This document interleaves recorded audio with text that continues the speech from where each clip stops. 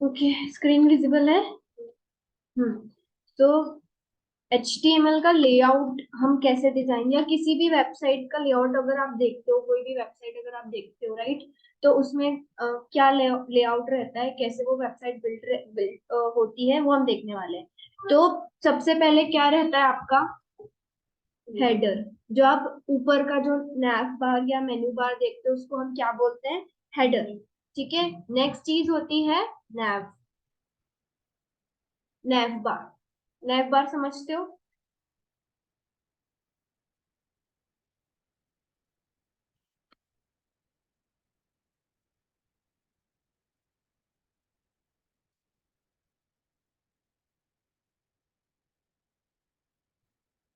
सी, ये दिख रहा हो, स्ट्रिप दिख रही है इतनी, जिसको आप क्या बोलते हैं, नैव बार।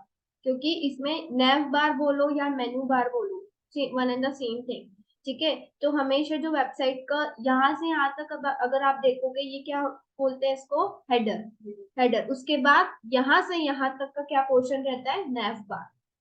ठीक है, तो हेडर के अंदर क्या क्या इंक्लूड होता है, नैव बार के अंदर क्या क्या इंक्लूड होता है, इतनी चीज क्लियर हुई, हेडर क्या है, नैव बार क्या है। Header is the top of the any website, and naive bar like this. ठीक है, देन फिर होता है मेन या सेक्शन में। अगर आपने कोई वेबसाइट्स देखी होंगी, तो यहाँ पे कुछ तो ऐसा सेक्शन बना, कोई पोर्टल देखा होगा तो ऐसा पोर्टल दिखता होगा, राइट। ये नेव बार होता है, एंड साइड बार जिसको हम बोलते हैं।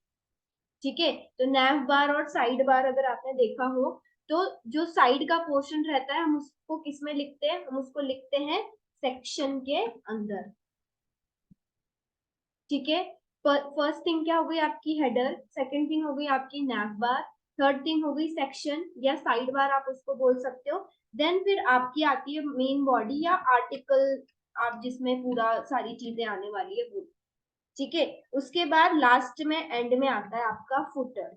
ये सारे टैग्स है जो मैं बता रही हूँ आपको, हेडर, नैव, सेक्शन, आर्टिकल, फुटर, ये सारे टैग्स होते हैं।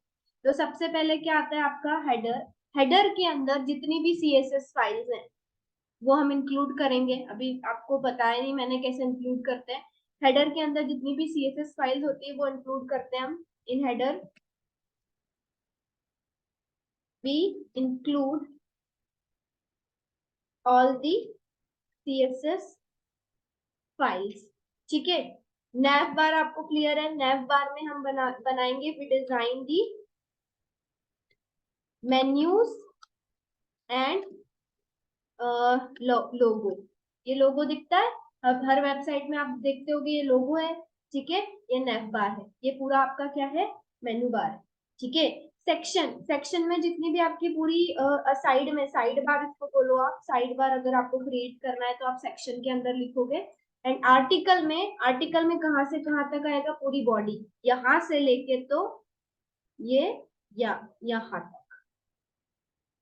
ठीक है, ये पूरा बॉडी है। ओके, तो सेक्शन के अंदर क्या क्या चीजें है, ये तो हो गया हेडर।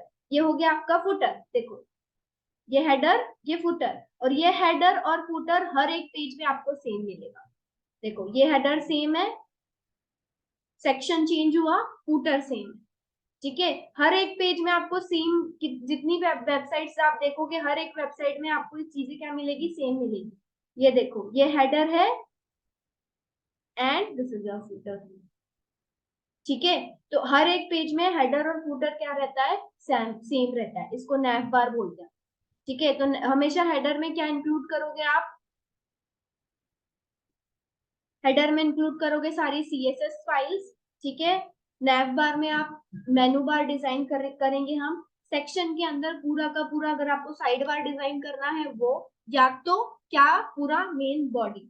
ठीक है, देन फिर आता है फुटर, एंड फुटर में आप क्या क्या चीजें लिखते हो, क्विक लिंक्स हम देते हैं इसमें, क्विक लिंक्स हो गई। और क्या देते हैं हम इसमें, एड्रेस देते हैं, किसी भी वेबसाइट का एड्रेस देते हैं। ठीक है, जैसे यहाँ पे लिखा होगा फुटर में, फुटर में क्या क्या चीजें आ रही है, ये देखो,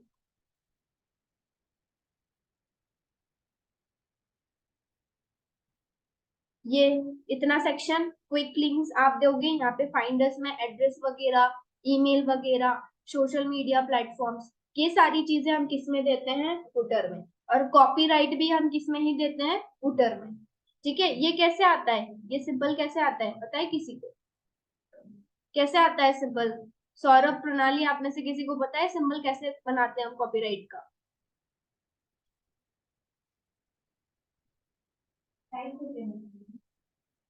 मैंने फर्स्ट लेक्चर में ही बताया था ये सिंबल कैसे बनाते हैं, रजिस्ट्रेशन का सिंबल कैसे बनाते हैं, कॉपीराइट का सिंबल कैसे बनाते हैं, राइट?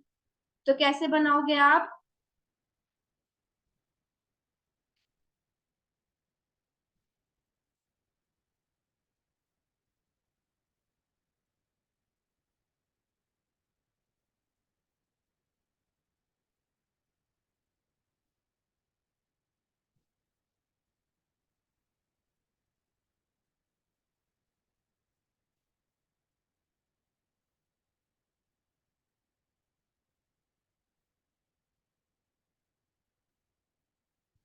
हम लिखते हैं n% कॉपी। क्या लिखोगे? n% copy. एंड यहाँ पे आप अपना टास्क जो भी लिखना है, all the copyrights are reserved by NITS software।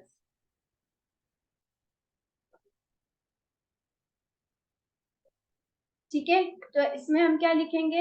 ये @कॉपी का सिंबल आपने बनाया दिख रहा है, और all the copyrights are reserve by NITS software. अब यहाँ पे आप देखोगे, इसको रन करके देखते हैं हम।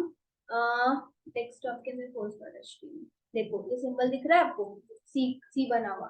तो इस सिंबल को कैसे बनाते हैं हम? एट% कॉपी। ठीक है, ऐसी एक सिंबल और होता है n%REG, registered with NITS software. ठीक है, अब इसका सिंबल कैसे दिखेगा आपको? ये कॉपी दिख रहा है,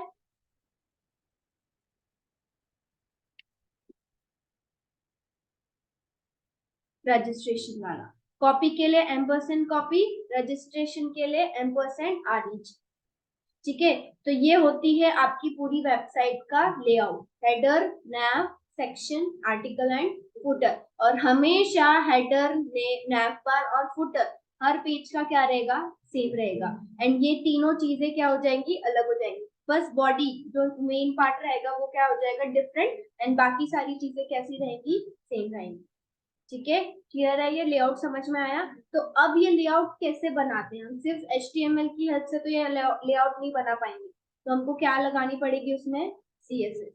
ठीक है, तो अभी तो आपने यहाँ पे देखा होगा।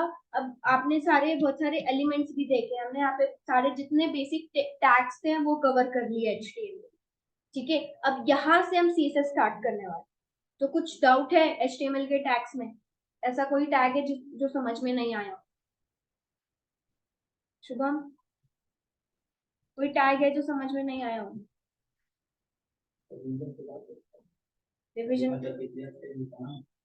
ओके, सौरभ, प्रणाली, संजना, ऐसा कोई टैग जो आपको समझ में नहीं आया हो, या हम डायरेक्ट CSS से स्टार्ट करें?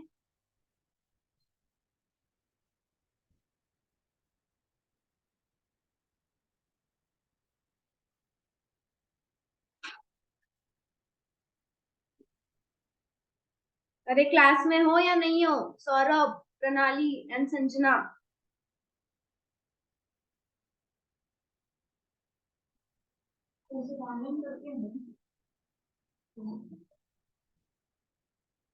हम्म, सो CSS स्टार्ट करते हैं। ठीक है,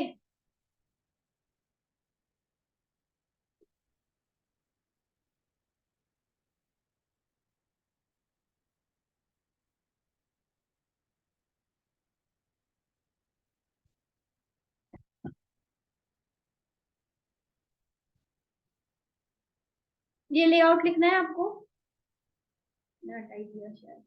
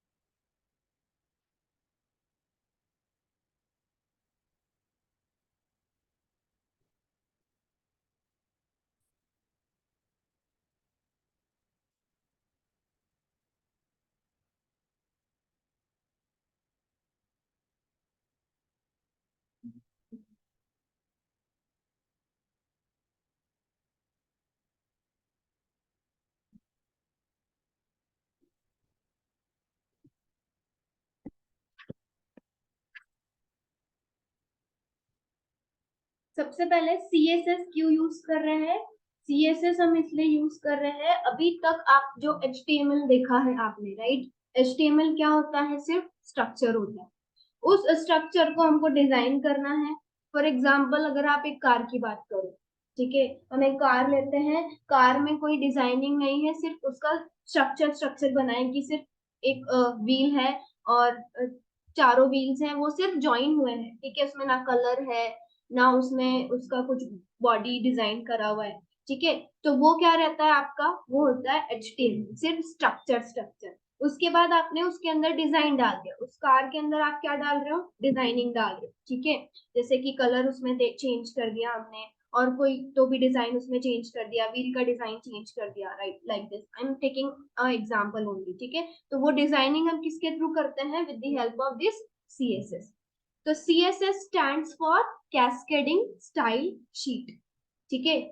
HTML का क्या फुल फॉर्म होता है?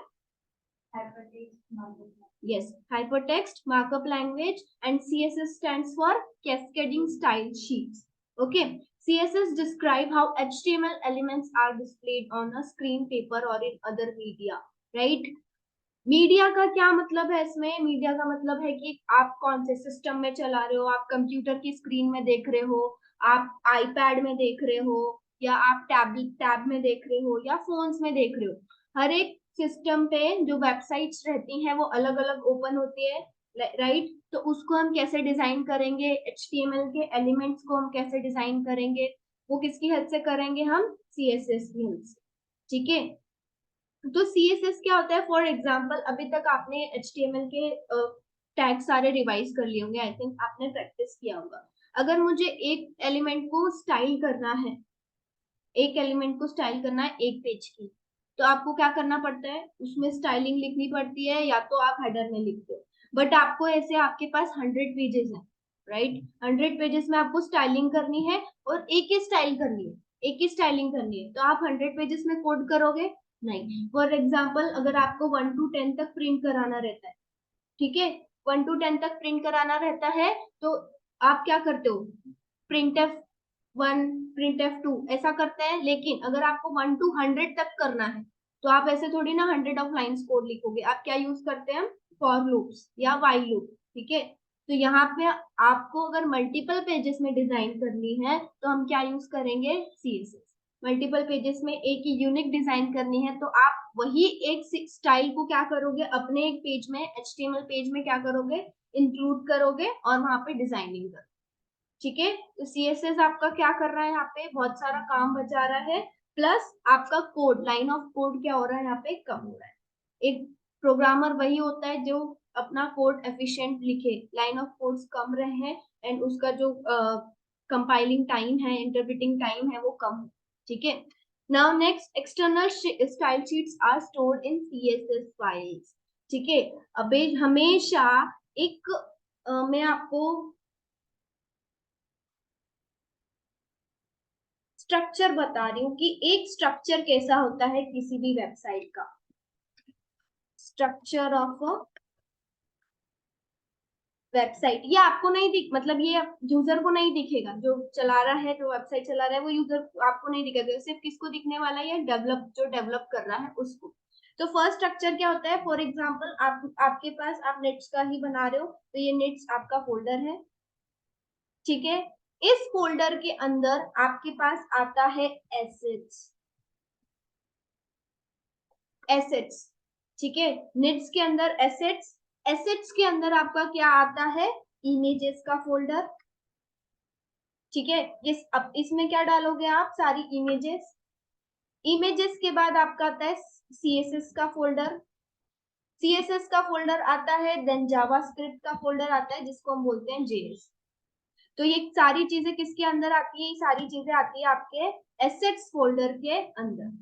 और ये एसेट्स फोल्डर किसके अंदर है? ये नेट्स के अंदर। तो हमेशा स्ट्रक्चर कैसे बनाओगे वो मैं आपको समझा रही हूँ, ठीक है। हमेशा स्ट्रक्चर कैसे बनाओगे? एक सबसे पहले तो रूट फोल्डर, उसका नाम जो भी आपको देना है, देन एसेट्स, एसेट्स के अंदर सारी इमेजेस, इमेजेस फोल्डर है, इमेजेस फोल्डर के अंदर आप क्या डालोगे? सारी इमेजेस। CSS, CSS के अंदर सिर्फ CSS डालोगे, ठीक है। और जेएस, जेएस के अंदर सिर्फ सारी कौन सी फाइल्स आने वाली है आपकी, जेएस वाली फाइल्स। और जो मेन फाइल्स रहेंगी वो किसमें रहेंगी, एक होता है फोल्डर इंक्लूड, इंक्लूड के अंदर आपका आता है हेडर, फुटर और नैवबार, ये सब निट्स के अंदर ही है। पहला फोल्डर क्या हुआ, पहला folder assets, second folder include, include के अंदर आपकी सारी कैसी फाइल्स आएंगी, हेडर, फुटर और नैवबार।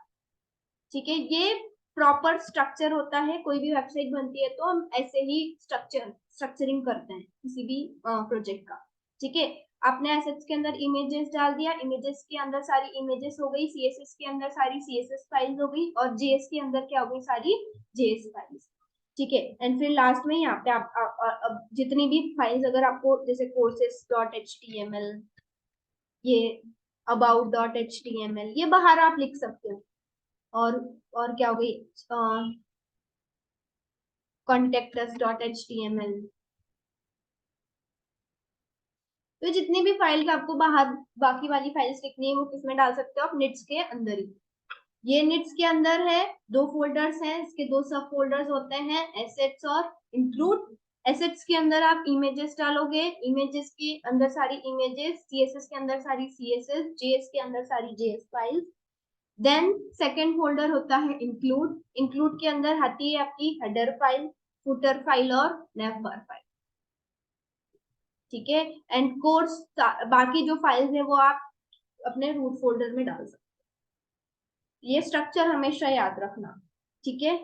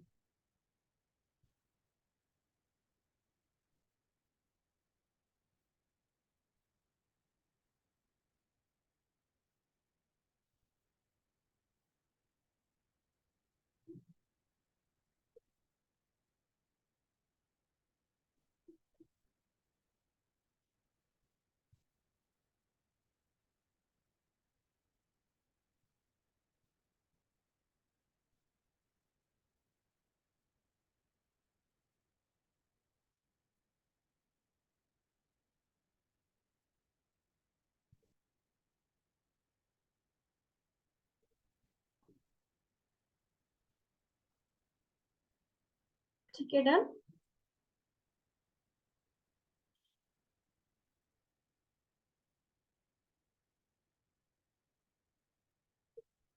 तो बेसिक सीएसएस का सिंटेक्स क्या होता है, इसको क्या बोलते हैं, H1 क्या है, H1 किसके लिए यूज करते हैं, हाँ हेडिंग देने के लिए, राइट। इसको आप बोलते हैं एलिमेंट। ठीक है, तो आप इसका सिंटेक्स क्या होगा, H1। इसको आप सिलेक्टर भी बोल सकते हो, इन सीएसएस हम इसको क्या बोलेंगे, सिलेक्टर। हमने इस वाले सिलेक्टर को क्या करा, सिलेक्ट किया, उसके अंदर आपने यहाँ पे कर्ली ब्रैकेट्स लगाए और यहाँ पे आप प्रॉपर्टीज और वैल्यू दे सकते। डिक्लेरेशन, इस पार्ट को आप क्या बोलोगे, डिक्लेरेशन। ये होता है सिलेक्टर, ये होता है पूरा आपका डिक्लेरेशन पार्ट। ठीक है, लाइक अगर हम यहाँ पे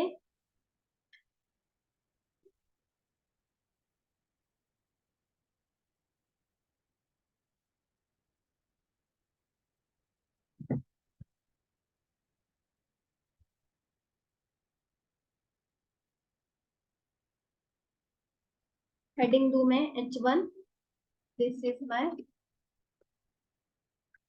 हेडिंग। अब इसको स्टाइल करना है, कैसे स्टाइलिंग करेंगे, या तो यहाँ पे स्टाइल कर सकते हैं, या तो क्या करोगे आप, यहाँ पे स्टाइल टैग के अंदर स्टाइल करोगे। तो मैं स्टाइल टैग अंदर दूं, ये मेरा क्या हो गया, H1 क्या हो गया, सिलेक्टर। क्या बोलोगे इसको, सिलेक्टर। फिर curly bracket open, curly bracket close, ये क्या होती है हमारी डिक्लेरेशन, जो भी मैं दे रही हूँ उसको कलर में दे रही हूँ रेड। तो ये जो कलर है, कलर क्या है आपकी प्रॉपर्टी, और ये रेड क्या है आपका वैल्यू। ठीक है, तो इस पूरे पार्ट को आप क्या बोलते हो, डिक्लेरेशन पार्ट। ये होता है सिलेक्टर, ये होता है पूरा पार्ट डिक्लेरेशन पार्ट, जो भी आपको डिक्लेयर करना है, राइट। उसके अंदर आप प्रॉपर्टीज और वैल्यू डिस्क्राइब कर सकते हो। तो यहाँ पे मैंने कलर रेड लिखा, और क्या स्टाइलिंग दे सकता है इसमें, फॉन्ट साइज वगैरह अभी रहने दो। सी, तो आपकी जो हेडिंग है उसका कलर क्या हो गया। अब मैं यहाँ पे H2 दे दूं, स्टाइलिंग होगी, स्टाइलिंग होगी, ये रेड में हो जाएगा। नहीं नहीं।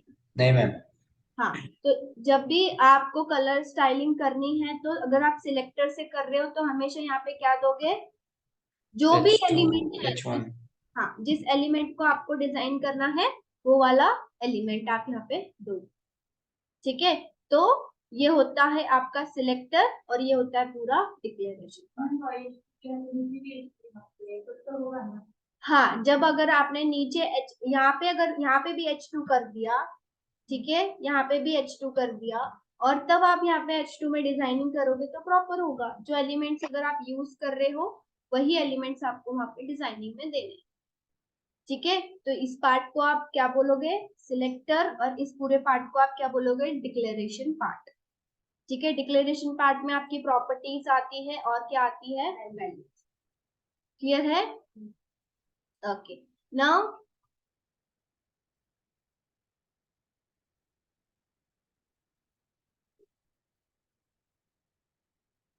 कितने टाइप्स के सीएसएस सिलेक्टर्स होते हैं। First type element selector, ID selector, class selector, universal selector और सीएसएस ग्रुपिंग सिलेक्टर। एक एक पे हम यहाँ पे ध्यान देते हैं। सबसे पहले यहाँ पे ये नोट डाउन कर लो, types of CSS selectors are, first CSS element selector,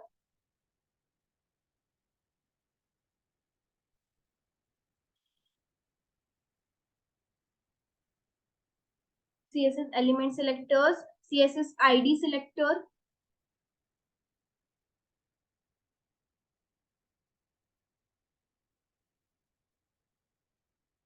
element selector, ID selector, class selector, universal selector and grouping selector.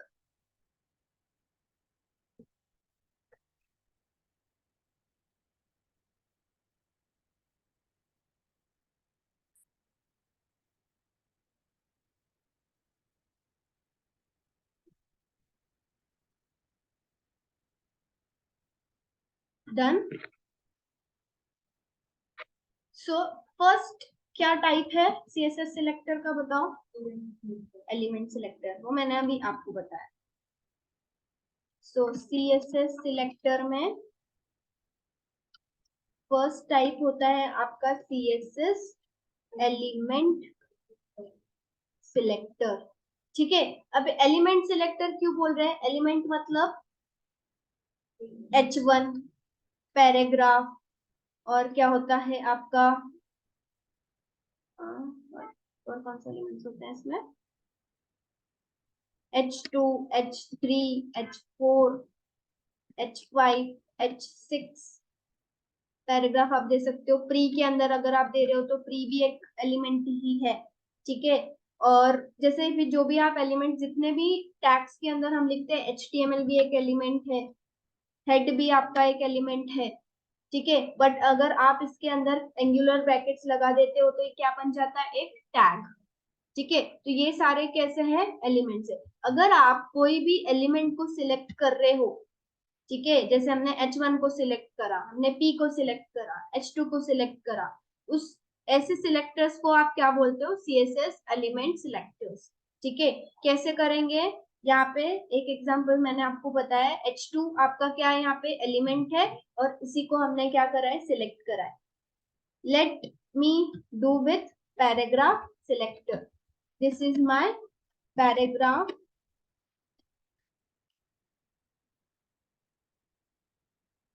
ठीक है, अब इसको क्या करना है, आपको इसका डिजाइनिंग करना है। क्या करेंगे, हम इसको सिलेक्ट करेंगे, P curly bracket open curly bracket close, and यहाँ पे आप लिख दोगे कलर। अभी सिर्फ एक ही प्रॉपर्टी बताई है मैंने, कलर, ठीक है।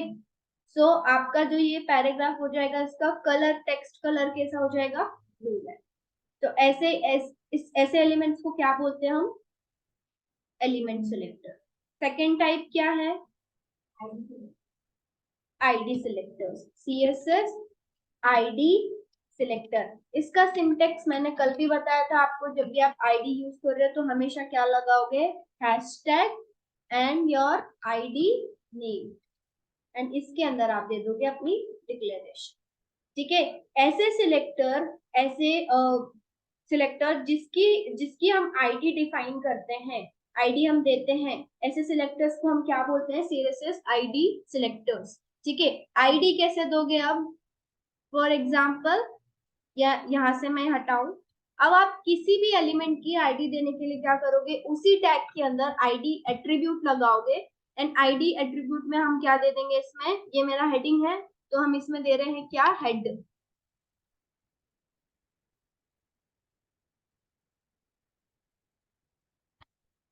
माय हेडिंग, ठीक है। अब इसको डिजाइन करना है, इसको स्टाइल करना है, क्या यूज करोगे, हैशटैग माय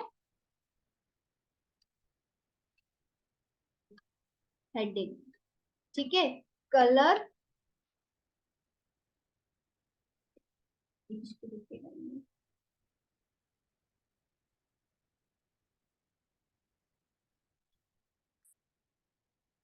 इस वाली हेडिंग को आपने डिजाइन किया है, मतलब इस वाले H1 को आपने डिजाइन किया है, रिफ्रेश करोगे, इसका जो कलर है वो कैसा होगा, एक्वा, ठीक है। अब कलर्स में भी आप कैसे कलरिंग कर सकते हो, कलर कोड्स भी होते हैं, वो हम आगे देखेंगे।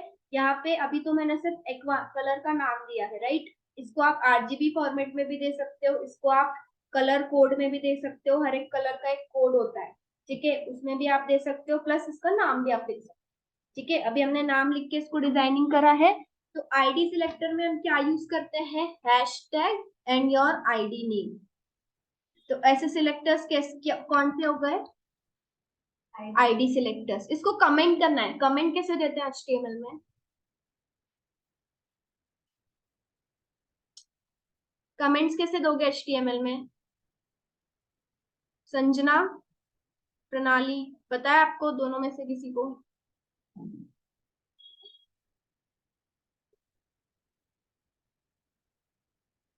एचटीएमएल में हम कमेंट्स कैसे देते हैं, कल भी मैंने आपको बताया था कैसे देते हैं। No, we do not use slash, double slash नहीं यूज करेंगे, अगर आप डबल स्लैश यूज करोगे तो वो कमेंट नहीं है। हम यूज करते हैं एंगुलर ब्रैकेट ओपन, यहाँ पे एक्सक्लेमेशन मार्क, दो डैश, और यहाँ पे दिस इज माय,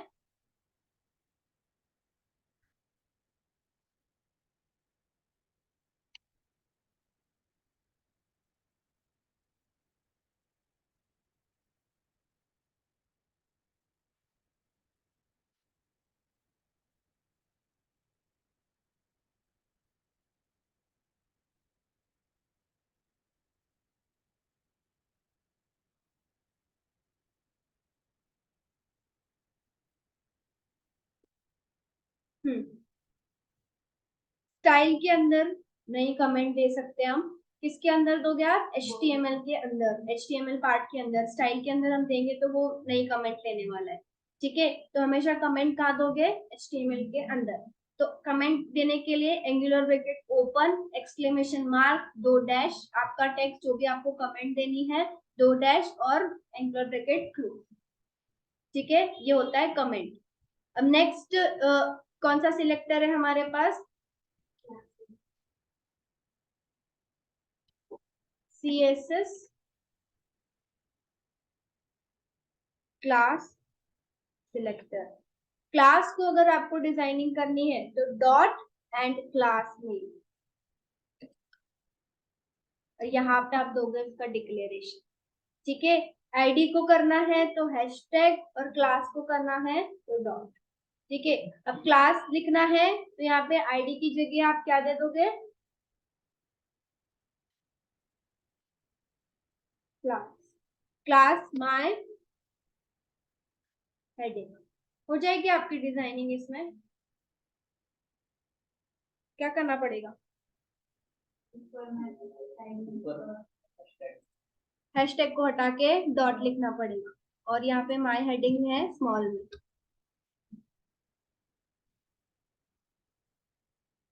सेम, हमने कोई चेंज करा ही नहीं है।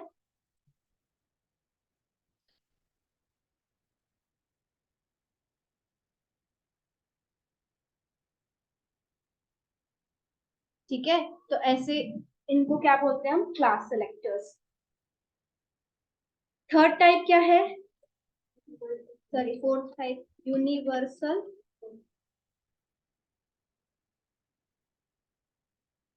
गौरी, आपने वो पढ़ा है, एसक्यूएल क्वेरीज पढ़ी है ना?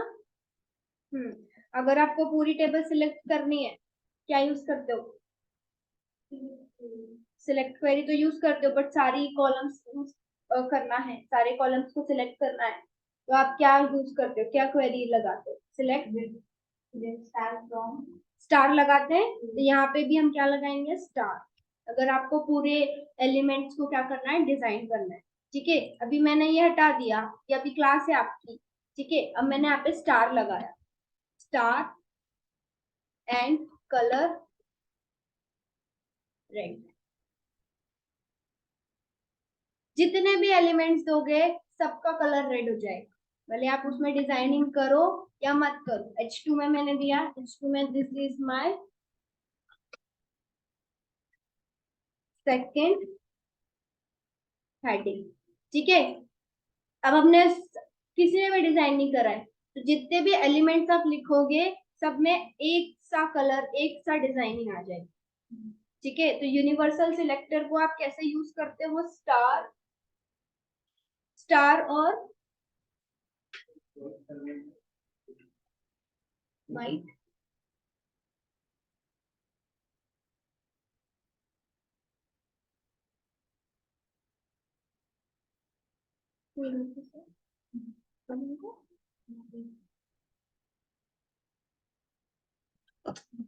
ओके, तो अगर आपने यूनिवर्सल सिलेक्टर दिया, मतलब यहाँ पे स्टार लगा के दिया, तो जितने भी एलिमेंट्स हम देंगे वो सारे कैसे हो जाएंगे? सारे डिजाइन हो जाएंगे। ठीक है, तो इसको आप क्या बोलते हो? Universal selector. लास्ट क्या होता है?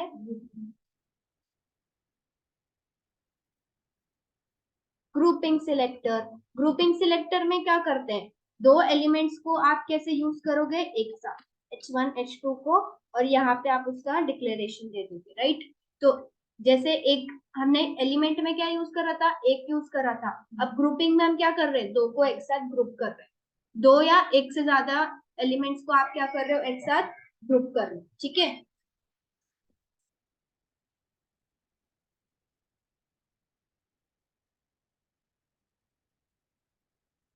हटाऊ H1 comma H2, colour red. क्या होगा? क्या डिजाइनिंग आएगी? किस किस में रेड कलर आएगा? हाँ, तो मैं यहाँ पे H1 कर दूँ तो पैराग्राफ में आएगी।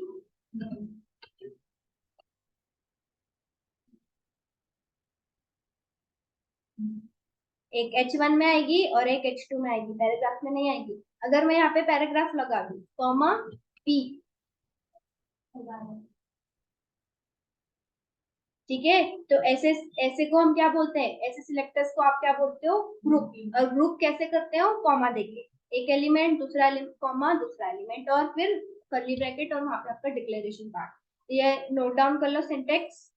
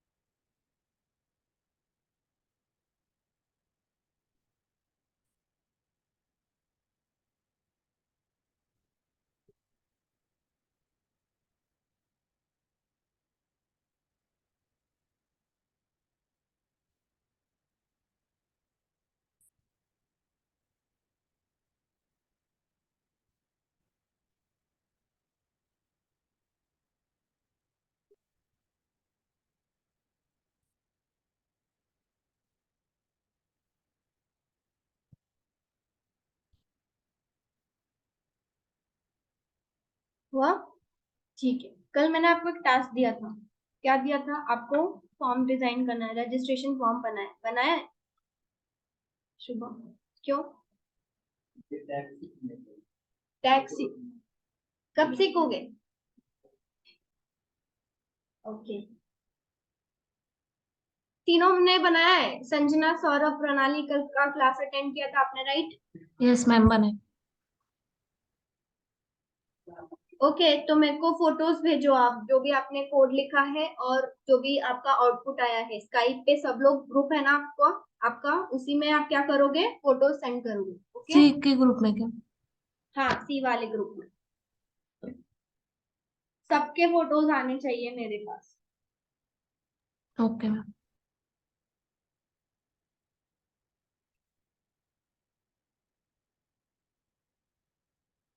Now we have three types of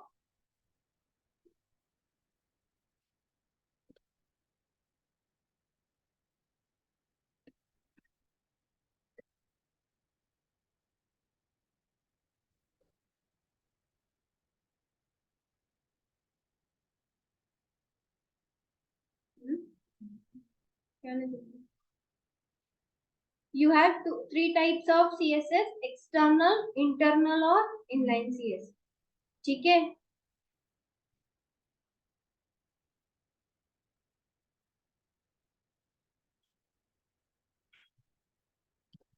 Types of CSS: first external CSS, second internal CSS, and third one is inline CSS. External CSS क्या होती है, इंटरनल सीएसएस क्या होती है, आपने ये दोनों करी है। ठीक है, एक्सटर्नल हमने नहीं करी। एक्सटर्नल सीएसएस हम कैसे इंक्लूड करते हैं वो। अब हमेशा जब भी आप एक्सटर्नल सीएसएस इंक्लूड करोगे तो अपने फोल्डर में, अपने डेस्कटॉप फोल्डर में, जहां पे भी आपने फोल्डर क्रिएट किया, हमारा फोल्डर कौन सा है, 11 AM वाला। ठीक है, इसमें मैं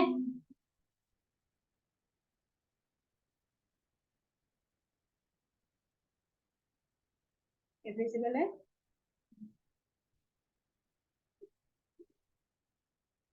एक न्यू फाइल बनाऊंगी, टेक्स्ट डॉक्यूमेंट, एंड इस फाइल का नाम आप कैसे सेव करोगे, स्टाइल डॉट सीएसएस। ठीक है, कैसे सेव करोगे, स्टाइल डॉट सीएसएस। ये हो गया। अब यहाँ पे आपको ये अपनी एक्सटर्नल सीएसएस इंक्लूड करनी है। ठीक है, अभी ये कैसी सीएसएस है, चलो पहले इनलाइन और इंटरनल बता दो।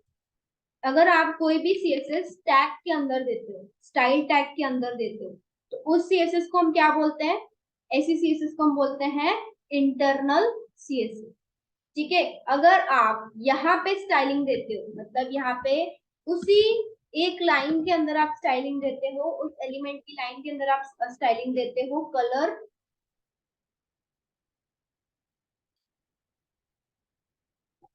रेड, तो इसका, इस स्टाइलिंग को आप क्या बोलते हो, इस सीएसएस को क्या बोलते हो आप, इनलाइन। ठीक है, इंटरनल कैसी है, इंटरनल हम देते हैं स्टाइल टैग के अंदर, एंड इनलाइन कैसी होती है, इसको हम देते हैं एलिमेंट के अंदर।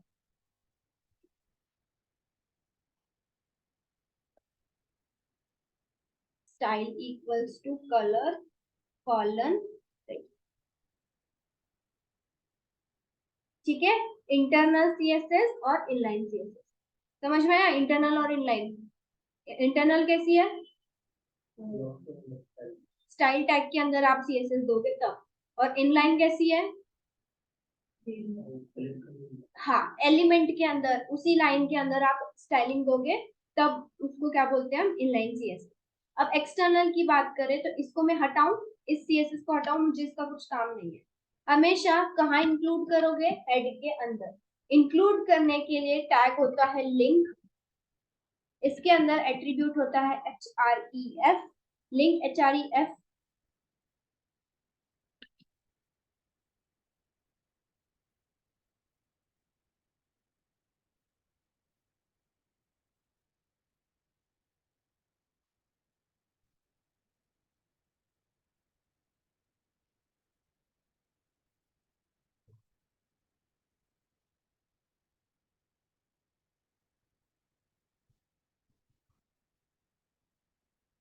लिंक href और आपकी css का नाम, अपनी css का नाम क्या है, style.css।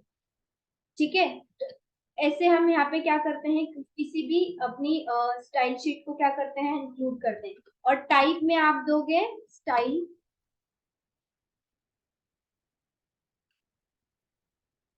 शीट। सबसे पहले तो ये दोनों लिख लो आप, इंटरनल क्या होती है और इनलाइन क्या होती है।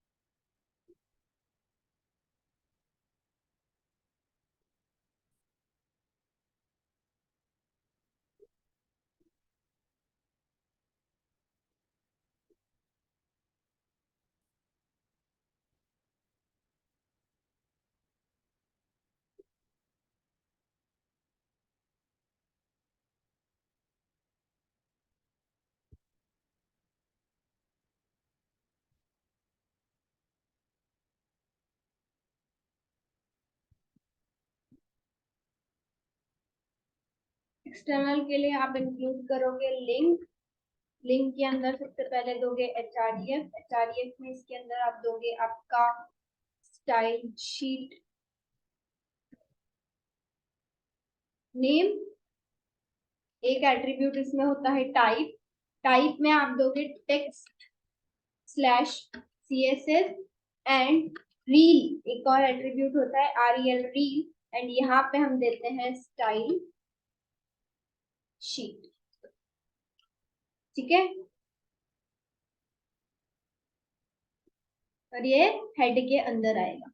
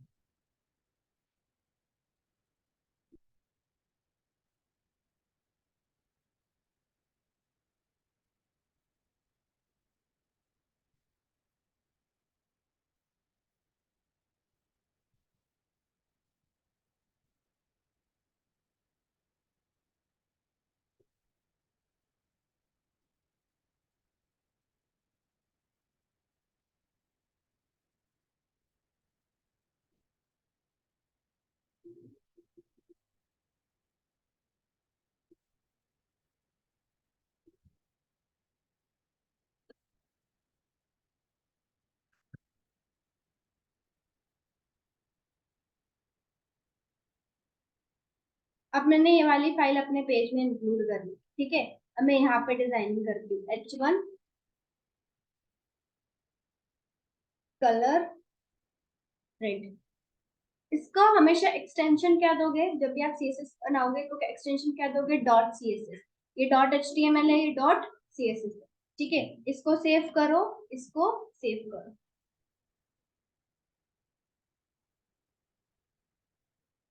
कहाँ स्टाइलिंग करी हमने, h1 में, मतलब सॉरी स्टाइल में, स्टाइल डॉट css में हमने यहाँ पे सिर्फ क्या इंक्लूड करा है, आपने आपकी css फाइल को। ठीक है, एक और फाइल हम यहाँ पे लेते हैं सेकेंड डॉट html। इसमें भी अभी हमने क्या करा है, h1 लिया है, इसमें भी आप h1 है ऑलरेडी। ठीक है, इस पेज को रन करो, मतलब यहाँ पे भी स्टाइल हो जाना चाहिए, होगा स्टाइल, h1 स्टाइलिंग होगी यहाँ पे, बताओ होगी या नहीं होगी सौरभ। नहीं होगी मैम। हाँ, क्यों नहीं होगी,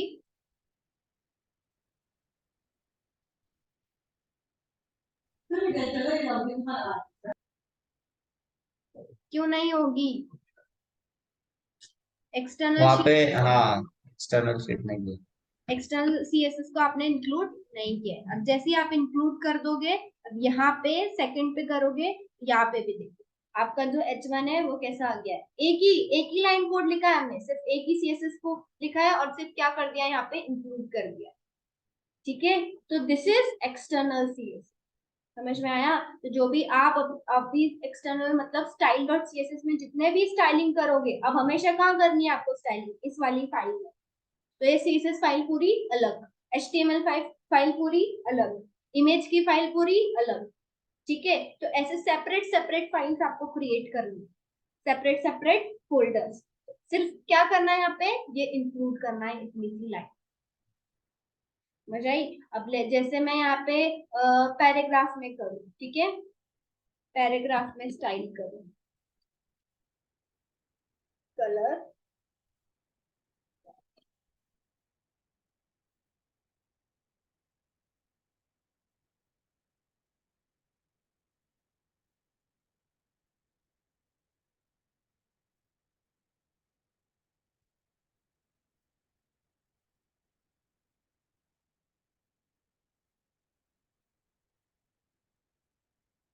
ओके।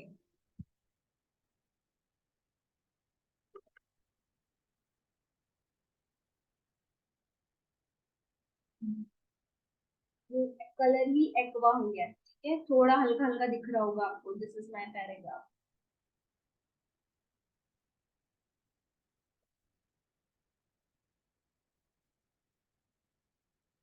ठीक है, तो अगर आप एक ही स्टाइल में मतलब एक ही पेज में आप क्या करोगे, स्टाइलिंग करोगे, वो जिस जिस फाइल में आपने इंक्लूड करी है उस फाइल में वो रिफ्लेक्ट करेगा।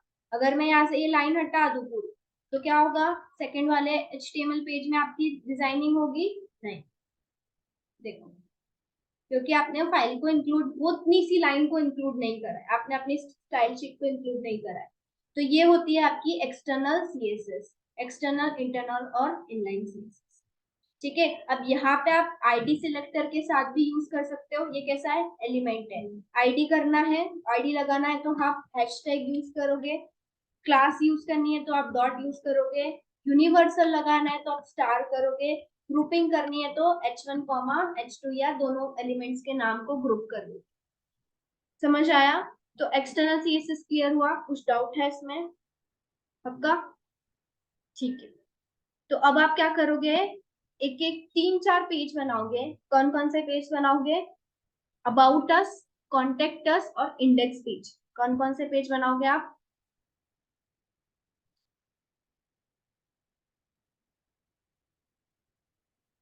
अबाउट अस,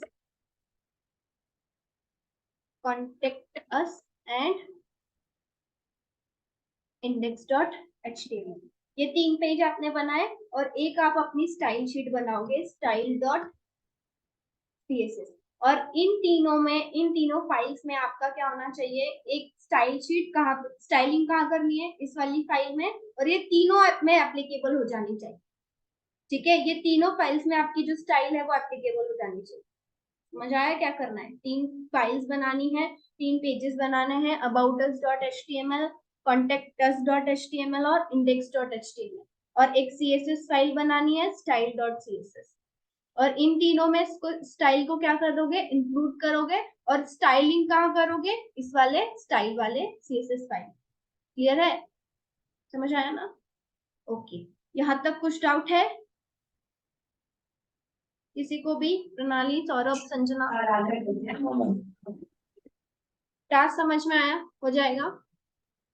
हाँ हो जाएगा। ओके, नेक्स्ट कल बाकी देखते हैं हम।